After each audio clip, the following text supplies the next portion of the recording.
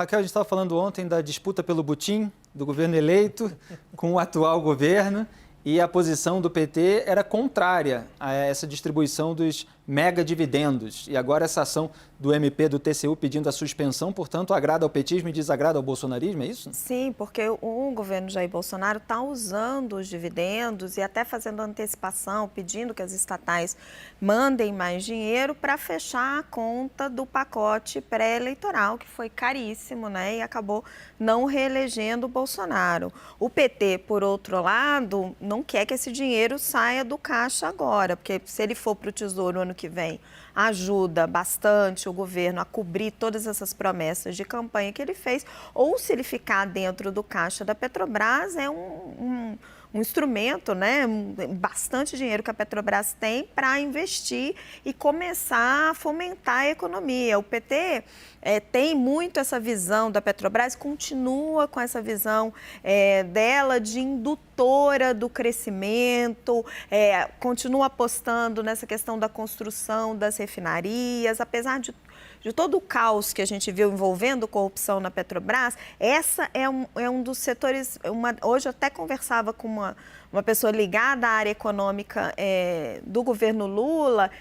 Essa é uma das áreas mais sensíveis, mais dogmáticas, onde eles menos têm flexibilidade de mudança ou de atualização do discurso e também a maior empresa estatal do país. A gente tem muito dinheiro rolando.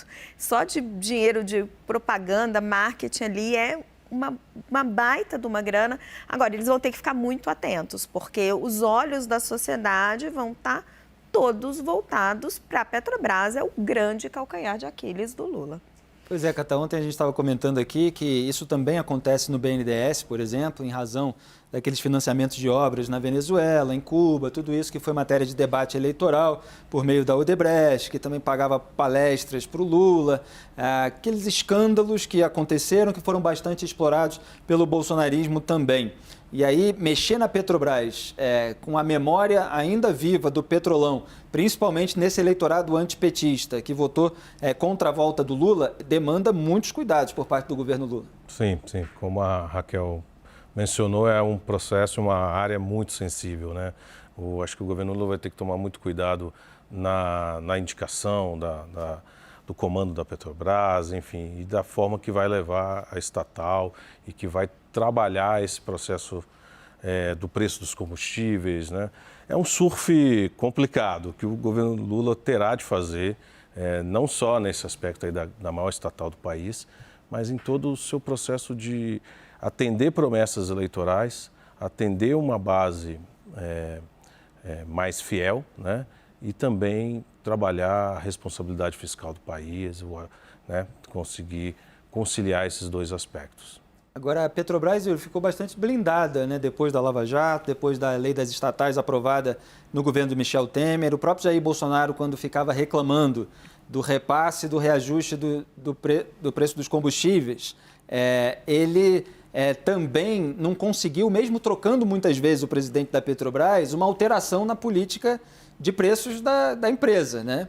Ela continuou mais ou menos ali como estava, é claro que com pressão do governo, a gente vai falar isso em detalhes ainda. Ele precisou bater na porta algumas vezes, não foi fácil, né? Exatamente, tem uma ingerência, mas tem uma dificuldade também de mexer naqueles mecanismos. Você acha que o PT vai mexer em alguma coisa em especial? Eu confesso que eu não fui tão atrás dessas informações, Felipe, então eu vou muito mais de impressionismo do que de apuração propriamente dita. Qualquer coisa, eu que vou pedir ajuda para a Raquel agora, qualquer coisa. Mas eu acho que tem, sim, criaram-se arcabouços legais para limitar essa interferência mais política do que técnica, do que de gestão.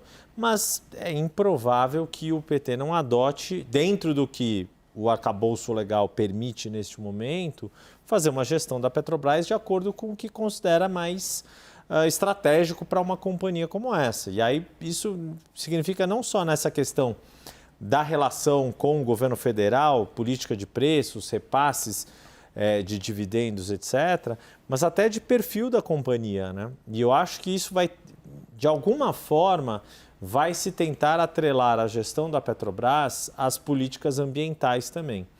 E acho que tem um aspecto que me ocorre agora, correndo o risco de pautar outros colegas além da gente mesmo, que é o fato, por exemplo, de que na COP27, o senador Jean Paul Prats, que é uma das figuras do PT que é mais ligada a esse setor energético e, em especial, o setor de petróleo, vai participar da COP27. Acho que isso tem alguns indicativos ali de que, não estou dizendo que ele necessariamente vai estar indicado para a Petrobras, embora já se falou do nome dele, porque ele estava concorrendo numa chapa ao Senado que não foi eleita, então, e tem uma proximidade, ganhou uma proximidade importante com Lula. Qual o papel que ele vai ter na política energética do país e o quanto que isso vai estar atrelado a uma política ambiental de limpeza da matriz energética. Isso é porque o Yuri não estava atrás de informações. Veja quantas informações ele trouxe. Por isso que eu jogo a bola para ele, que eu sei que alguma coisa vai sair. Ajudar ele rapidinho. Lei das estatais, não vejo mudança. Agora, no começo, é uma briga enorme para se comprar com uma boa parte da opinião pública. Agora, o Bolsonaro já fez uma parte do trabalho para o PT, né? Ele ignorou a indicação de conselheiros que tinham conflito de interesse conforme o próprio comitê interno da companhia. Ele fez mudanças dentro da estrutura de governança da companhia que foram importantes. Então, assim, o PT não precisa mexer tanto. O Bolsonaro já fez uma parte do serviço. Não necessariamente a porta está arrombada, mas a dobradiça está ali um pouquinho frouxa. Já afrouxou um pouco. A chave, às vezes, não tranca direito. Já afrouxou um pouco a blindagem. Mais do que isso, exato. Muito bem, no dia 1º de novembro, a Petrobras reajustou em 7,27% o preço médio do querosene de aviação. O acumulado do ano é de 58,8%, segundo o cálculo da Associação Brasileira das Empresas Aéreas. Raquel Landim, o preço de outros combustíveis está defasado. Agora, passado o segundo turno, podemos ver novos reajustes, Raquel? Eu acho que sim, e esse foi o primeiro e ele foi meio de surpresa, né? A Petrobras não fez esse anúncio. Até agora, eles ainda não se manifestaram oficialmente. Foi a Associação Brasileira das Empresas Aéreas que percebe o aumento. Existe um sistema lá dentro da Petrobras que mostra isso e que traz o alerta. E, enfim, eles reajustaram o preço, mas como vê um movimento logo após as eleições, eles não mostraram. Eu vou levantar aqui rapidinho, Felipe, para a gente mostrar o que está acontecendo com os outros combustíveis. Essa defasagem já foi maior, deu uma amenizada que ajuda um pouco o governo, mas nós temos hoje, já faz mais de 30 dias, uma diferença entre o preço no mercado doméstico e o preço no mercado internacional.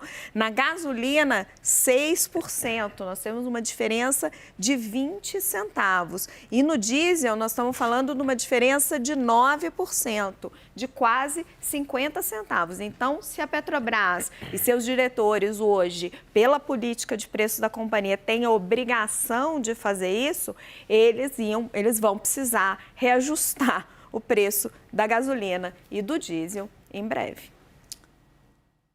Muito bem. Com a possibilidade da China aliviar as restrições por conta da Covid-19, o dólar chegou a encostar em R$ 5,00. Vamos agora ao mercado financeiro com ela, sempre ela, Raquel Landim.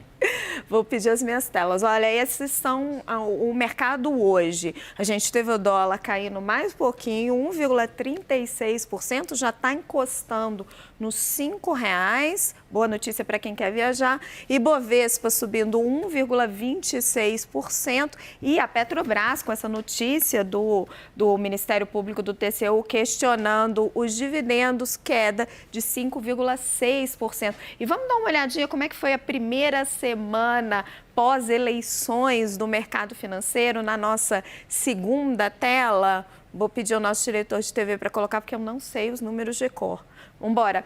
Dólar, uma queda de quase 5%, 4,71%. E o Ibovespa subindo 3,35%. Confirmando aqui o que a gente falava no começo da semana. Olha, o mercado gostou do Lula, gostou dos primeiros sinais. Isso aqui são os gringos os investidores estrangeiros comprando pesadamente, achando que Lula vai ter uma imagem externa melhor do que Bolsonaro, que vai atrair dinheiro. Só que isso aqui é um primeiro retrato, gente. Agora, para a próxima semana, os olhos vão estar voltados no tamanho da PEC de transição, qual vai ser o tamanho desse gasto e, claro, a hora que o Lula resolver anunciar o seu novo ministro da Economia ou da Fazenda, Catar? Qual é a sua aposta? Eu acho que vai ser da Economia. Não, mas ele vai dividir, né? Fazenda, planejamento, desenvolvimento. Eu acho que ele vai dar a economia para um técnico e vai colocar um político mais alinhado ao PT no planejamento.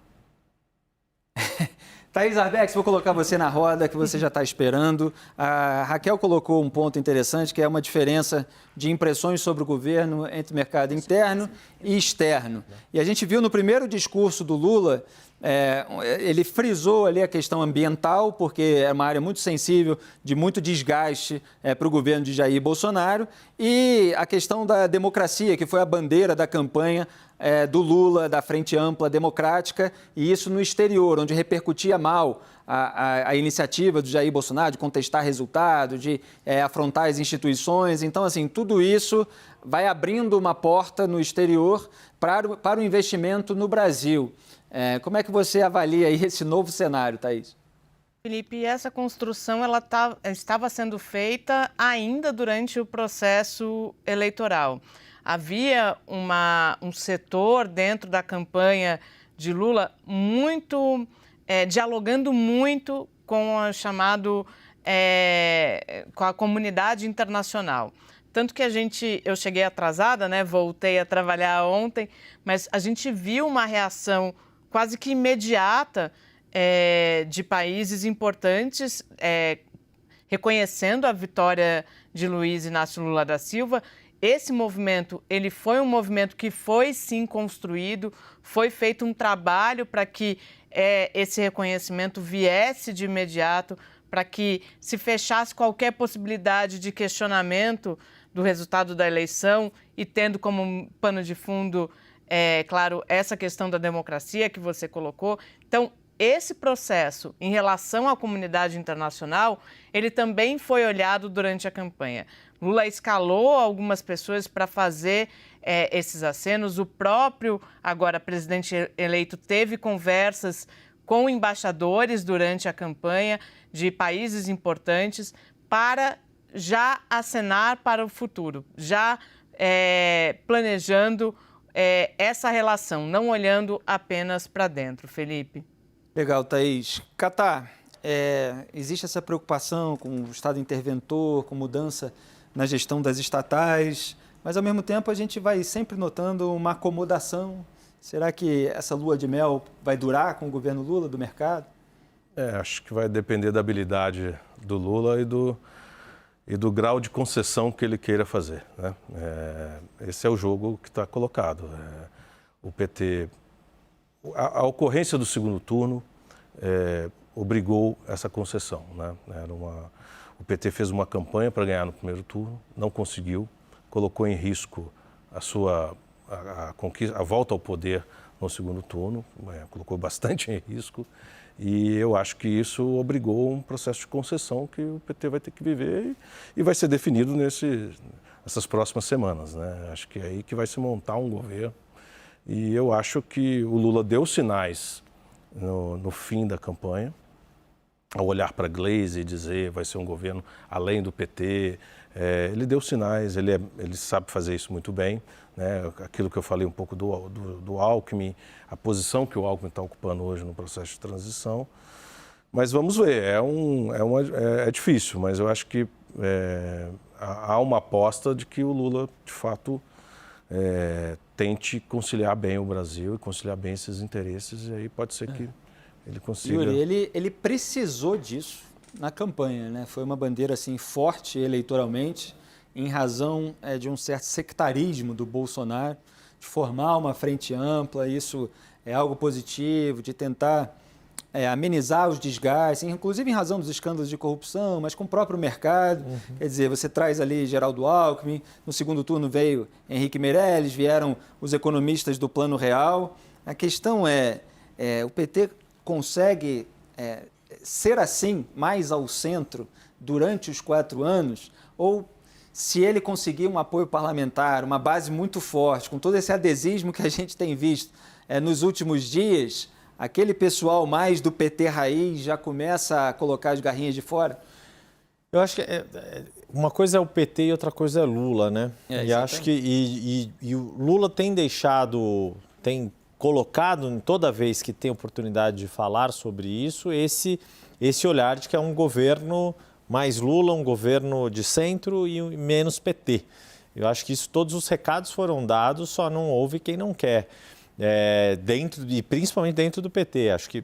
Não lembro se acho que a Thaís mencionou isso ontem, quando houve a escolha de Geraldo Alckmin para coordenar a transição, de botar um freio também no ímpeto de alguns setores do PT.